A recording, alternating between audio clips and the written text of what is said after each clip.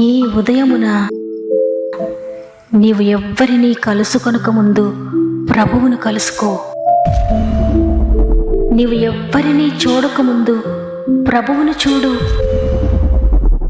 నీవు ఎవ్వరితో మాట్లాడకముందు ప్రభువుతో మాట్లాడు. నీవు దేనిని వెదకకముందు ఆయన రాజ్యమును నీతిని వెదకు.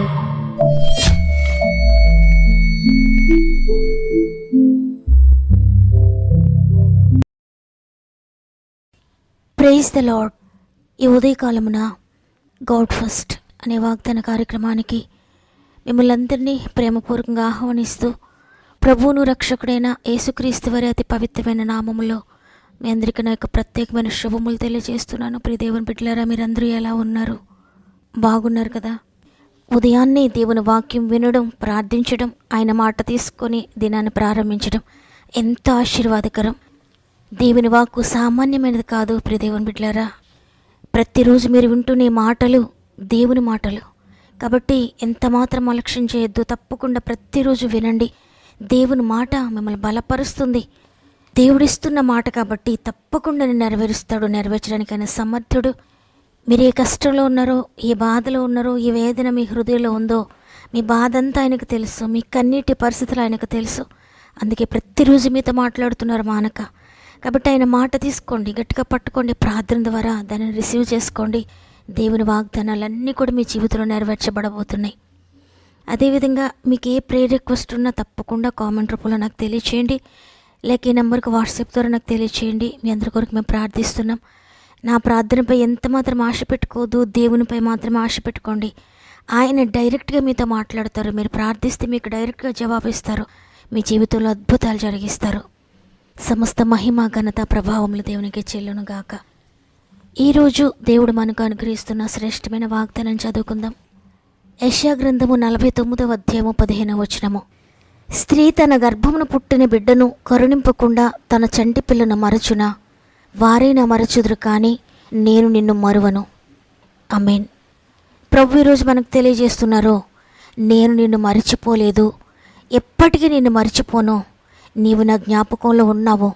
నిన్ను గూర్చి నేను ప్రతిరోజు ఆలోచిస్తూ ఉన్నాను. నిన్ను గూర్చి అనేకమైన ప్రణాళికలు నా ఎదుట ఉన్నాయి. అందువల్ల ఎవ్వరు నిన్ను మర్చిపోయినా, ఎవ్వరు నిన్ను విడిచిపెట్టినా భయపడద్దు. నేనే తల్లి కంటే తండ్రి కంటే ఎక్కువగా నేను ప్రేమిస్తున్నాను అని ఈరోజు సృష్టికర్త అనే దేవుడికి తెలియజేస్తున్నారు. నిజమే, ఈ లోకంలో ప్రేమలన్నిటికంటే తల్లి ప్రేమ చాలా గొప్పది. తల్లిదండ్రులు తన సమస్తం కంటే కూడా పిల్లలను ప్రేమిస్తూ ఉంటారు. వారి కొరకు ఎన్నో త్యాగాలు చేస్తారు. వారి కొరకు సమస్తాన్ని అర్పించేస్తారు. తల్లి నిద్ర మాని, తన ఆహారం మానుకొని, తన సమస్తాన్ని మర్చిపోయి పిల్లల కోసం త్యాగమైపోతుంది. ఈ లోకంలో ప్రేమలన్నిటికంటే తల్లి ప్రేమే చాలా గొప్పది. ఎందుకంటే బిడ్డల కోసం తనను తాను మర్చిపోతుంది. తన శరీరాన్ని గురించి మర్చిపోతుంది, తన ఆరోగ్యాన్ని గురించి మర్చిపోతుంది, తన సమస్తాన్ని గురించి మర్చిపోయి కేవలము పిల్లల కొరకే బ్రతుకుతూ ఉంటుంది. అందుకే దేవుడు ఈరోజు తల్లి ప్రేమను ఉదహరిస్తూ దానికి మించిన ప్రేమను గురించి ఈరోజు మనకు తెలియజేస్తున్నారు. ఆ ప్రేమ ఈ లోకంలో ఎక్కడ దొరకనిది. అది తల్లి దగ్గర దొరకదు, తండ్రి దగ్గర దొరకదు, పిల్లల దగ్గర దొరకదు, భర్త దగ్గర దొరకనిది, భార్య దగ్గర దొరకనిది, స్నేహితుల దగ్గర, బంధువుల దగ్గర, ఈ లోకంలో ఎవరి దగ్గర దొరకని అతి ఉన్నతమైన ప్రేమ అదే. అదే క్రీస్తు ప్రేమ. నీ కొరకు ప్రాణం పెట్టిన ప్రేమ అదే. ఎందుకు ప్రభు నిన్ను అంతగా ప్రేమిస్తున్నారంటే, చూడండి, యోహాను సువార్త 1వ అధ్యాయము 12-13 వచనాల్లో, తన్ను ఎందరు అంగీకరించిరో వారికందరికీ, అనగా తన నామమునందు విశ్వాసం ఉంచిన వారికి దేవుని పిల్లలగుటకు ఆయన అధికారం అనుగ్రహించెను. వారు దేవుని వలన పుట్టిన వారే కానీ రక్తము వలనైనను, శరీరేచ్ఛ వలనైనను, మానుషేచ్ఛ వలనైనను పుట్టినవారు కారు. దేవుడు నిన్ను నన్ను ఇంతగా ప్రేమించడానికి కారణం ఏంటంటే, ఆయనను అంగీకరించి ఆయన నామముందు విశ్వాసం ఉంచిన మనమందరం కూడా ఆయన పిల్లలము. దేవుడు తన పిల్లలుగా మనల్ని చేసుకున్నాడు. ఆయన తన స్వరూపంలో, తన పోలికలో మనల్ని చేసుకున్నాడు. అందుకే ఆయనకు మనమంటే ఇంత ప్రేమ. ఈ లోకంలో ఉన్న అన్ని ప్రేమల కంటే కూడా ఆయన ప్రేమ ఉన్నతమైనది. అది శాశ్వతమైన ప్రేమ.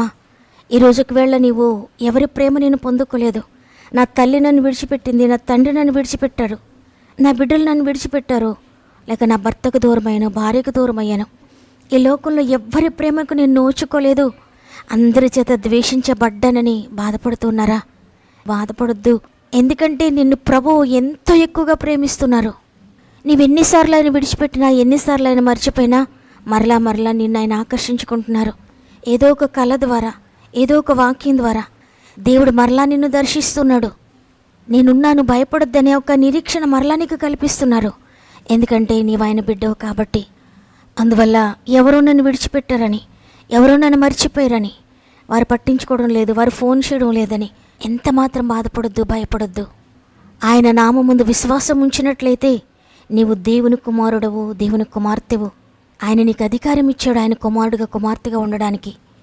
అందుకే ఆయన ఎప్పటికీ కూడా మర్చిపోడు. నిత్యము ఆయన జ్ఞాపకంలో నీవు ఉన్నావు.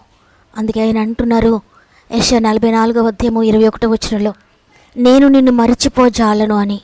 నిజంగా ఆయన ప్రేమ మర్చిపోయే ప్రేమ కాదు ప్రియ సహోదరి. ఆయన ప్రేమ విడిచిపెట్టే ప్రేమ కాదు ప్రియ సహోదరుడా. కునుకక నిద్రపోక నిన్ను కాపాడుతున్నారు. హెబ్రీయులకు రాసిన పత్రిక 13:5 అని చెప్తున్నారు, నిన్ను ఏమాత్రమును విడువను, నిన్ను ఎన్నడను ఎడబాయను అని ఆయనే చెప్పాను కదా. స్వయాన దేవుడే చెప్తున్నారు. కాబట్టి ప్రియ దేవుని బిడ్డలారా, భయపడకండి, దిగులు పడకండి. ఈ లోకంలో ఎవరు నిన్ను మర్చిపోయినా యేసయ్య నిన్ను ఎప్పటికీ మరవడు. ఎవరు నిన్ను విడిచిపెట్టినా యేసయ్య నిన్ను ఎప్పటికీ విడవడు. ఆయన నీ తండ్రిగా గుర్తించు, ఆయన నీ తల్లిగా గుర్తించు. ఈ శరీరానుసారమైన తండ్రి మరిచిన, తల్లి విడిచిన, దేవుడు మాత్రం ఎప్పుడు నిన్ను మర్చిపోడు. ఒక చిన్న బిడ్డ తండ్రి చేయి విడిచిపెట్టి దూరంగా వెళ్ళిపోయినట్లు దేవుని చేయి విడిచిపెట్టి అనేక సార్లు మనం దేవునికి దూరంగా వెళ్ళిపోతూ ఉన్నాం. అయినా దేవుడు ఏదో ఒక పాట ద్వారా అయినా ఏదో ఒక సమయంలో నిన్ను దర్శిస్తూ ఉన్నాడు. నేను నీకు తోడై ఉన్నానని నీకు గుర్తు చేస్తూ ఉన్నాడు. కాబట్టి ఈరోజు ఈ మాటలు వింటున్న ప్రియ దేవుని బిడ్డలారా, ఏ విషయమో నిన్ను ఆయనకు దూరం చేసింది, ఏ వ్యసనానికి లోనై నీవు ఆయనను మర్చిపోయావో, ఇంతవరకు ఒకవేళ ఎంతగా ఆయనకు దూరంగా జీవించావో నాకు తెలియదు, కానీ ఎంత దూరం వెళ్ళిపోయినా తిరిగి ఆయన నిన్ను ఈరోజు పిలుస్తున్నాడు. ఆయనకు దగ్గరగా రా, తండ్రి అని పిలువ. ఆయనను పిలిస్తే పలికే ప్రభువు నిజముగా మొరపెట్టి వారికి సమీపంగా ఉంటాడు. అంటే నీవు తండ్రి అని పిలువగానే నీకు దగ్గరకు వస్తారు, ఆయన నీకు సమీపంగా వస్తారు, నీ మొర ఆలకిస్తారు, నీకు జవాబిస్తారు. ఈరోజు ప్రభు నీకు అదే తెలియజేస్తున్న మరొకసారి, నీవు నన్ను విడిచిపెట్టి వెళ్ళిపోయినా నేను నిన్ను విడిచిపెట్టలేదు, నీవు నన్ను మరిచిపోయినా నేను నిన్ను మరిచిపోలేదు అని దేవుడు సెలవిస్తూ ఉండగా ఎంత మాత్రం భయపడక, ఎంత మాత్రం కంగారు పడక, నా తండ్రి నాకున్నాడు, నన్ను కన్నా నిజమైన నా తండ్రి అయిన నేను ఆయన బిడ్డను, ఆయన ఎప్పటికీ నన్ను మరిచిపోడని మరలా తిరిగి దేవుని దగ్గరికి వస్తావా? దేవుడు తప్పక నిన్ను చేర్చుకుంటాడు. నీ జీవితంలో అద్భుతకరమైన కార్యములను జరిగిస్తాడు. నిన్ను మరచిపోయినా నన్ను మరచిపోలేవు, నిన్ను విడిచి వెళ్ళినా నన్ను వీడిపోలేవు. నిన్ను మరచిపోయినా నన్ను మరచిపోలేవు, నిన్ను విడిచి వెళ్ళినా నన్ను వీడిపోలేవు. ఎందుకింత ప్రేమ నాపై యేసయ్యా, ఎందుకింత ప్రేమ నాపై యేసయ్యా, ఎందుకింత ప్రేమ నాపై యేసయ్యా, ఎందుకింత ప్రేమ నాపై యేసయ్యా. ఏ రుణమో ఈ బంధము నా ప్రేమమూర్తి, తాళలేను నీ ప్రేమను. నేనంటే నీకెందుకో ఈ ప్రేమ, నన్ను మరచిపోవెందుకో. కష్టాలలో నష్టాలలో వ్యాధులలో బాధలలో కన్నీళ్లలో కడగండ్లలో వేదనలో శోధనలో నా ప్రాణమైనావు నీవు. ప్రాణమా నా ప్రాణమా, ప్రాణమా నా ప్రాణమా. తండ్రి, నీకు వందనాలు. ఆశ్చర్యకరుడా, ఆలోచనకర్త, బలవంతుడైన దేవా, శాశ్వతమైన ప్రేమతో మమ్మల్ని ప్రేమిస్తున్న తండ్రి, నీకు కోట్లాది స్తుతులు చెల్లించుకుంటున్నాను. ఎందుకంటే ఇంతవరకు మమ్మల్ని ఎంతగానో ప్రేమించి మరి ఒక దినాన్ని మాకు అనుగ్రహించి ఈరోజు నీ వాక్కు ద్వారా మమ్మల్ని బలపరిచారు. ఎవరు మరిచినా ఎవరు విడిచినా భయపడొద్దు, నేను నీకు తోడుగా ఉంటాను, నేను నిన్ను నడిపిస్తాను. అందువల్ల ఒంటరిగా ఉన్నా భయపడొద్దు, నేను నీకు తోడుగా ఉంటాను అని వాగ్దానం చేశారయ్యా. మీరు ఇచ్చిన వాగ్దానం బట్టి వందనాలు తండ్రి. ఎంతమంది వాగ్దానాన్ని నమ్మి విశ్వసించి ప్రార్థిస్తున్నారో, మోకరించారో, ప్రతి మోకాలు మీరు చూస్తున్నారు తండ్రి. ప్రతి ఒక్కొక్కరి హృదయాన్ని మీరు చూస్తున్నారయ్యా. ఎంతమంది ఆశతో నిన్ను వేడుకుంటున్నారో, ఆశతో ప్రార్థిస్తున్నారో, విరిగి నలిగిన హృదయంతో ప్రార్థిస్తున్నారో, ప్రతి ఒక్కరిని కూడా మీరు దర్శిస్తున్నారని, ప్రతి జీవితంలో మీరు అడుగు పెడుతున్నారని నమ్ముతున్నాను తండ్రి. వారి అక్కర్లో ఉన్నారో, ఆపదలో ఉన్నారో, అవసరతలో ఉన్నారో నీకు తెలుసయ్యా. నీవెవ్వరిని మర్చిపోతండ్రి, ఎవ్వరు నీకు మరుగై ఉండలేదు నాయన. మేము కూర్చుండుట లేచుట నీకు తెలుసు. మాట మా నాలుకకు రాక మునిపే నీకు తెలుసు నాయన. మేమే కష్టంలో ఉన్నామో మీకు తెలుసయ్యా, మేమే చింతలో ఉన్నామో మీకు తెలుసయ్యా. అందుకే ఈరోజు నీ వాక్కు ద్వారా మమ్మల్ని ధైర్యపరిచారు. వారైనా మరచుదురు కానీ నేను నిన్ను మరువను, నిన్ను విడువను, నిన్ను ఎడబాయనని. అవును తండ్రి, ఎంతమంది బాధలో ఉన్నారో, ఒంటరితనంలో ఉన్నారో, నాకెవ్వరు లేరని దిగులుతూ ఉన్నారో, వారు ఒంటరి కాదయ్యా, మీరు తోడుగా ఉన్నారు. ఆ విషయాన్ని వారికి తెలియచేయండి తండ్రి.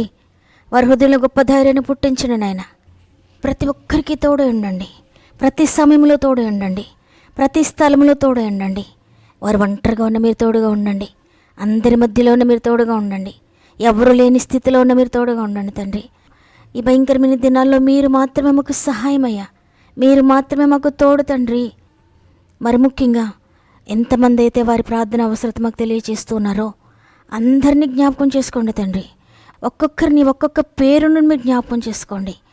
వారు ఏ సమస్యలో ఉన్నారు, ప్రతి సమస్యను మీరు చదువుతున్నారని, వారి సమస్యల్లో మీరు ఆధారంగా ఉంటారని, వారి సమస్యలో వారి పక్షంగా మీరు యుద్ధం చేస్తారని, వారి పక్షంగా మీరు వ్యాజ్యం ఆడతారని, వారు దాటలేని పరిస్థితులన్నీ చేపట్టి మీరు దాటిస్తారని నమ్ముతున్నాను తండ్రి.